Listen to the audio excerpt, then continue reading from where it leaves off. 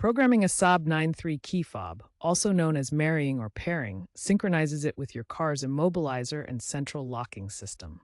This allows remote locking, unlocking, and trunk access. Given Saab's dissolution in 2011, official support is unavailable, making DIY programming guides and aftermarket services essential.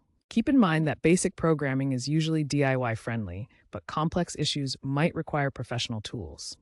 The goal is to link the fob's transmitter to the vehicle's receiver using a specific sequence. A properly paired fob is crucial for starting and locking the car, while an unpaired fob won't function. First, ensure all doors are closed and you're sitting in the driver's seat. Insert the key into the ignition, but do not start the engine.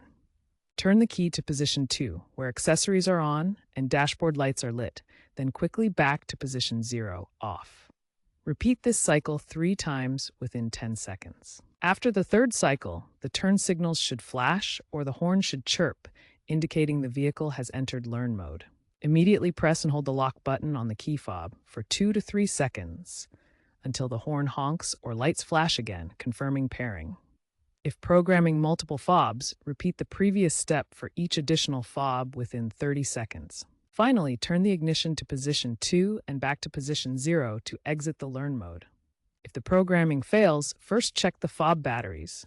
If that doesn't work, consult a mechanic for potential ECU diagnostics.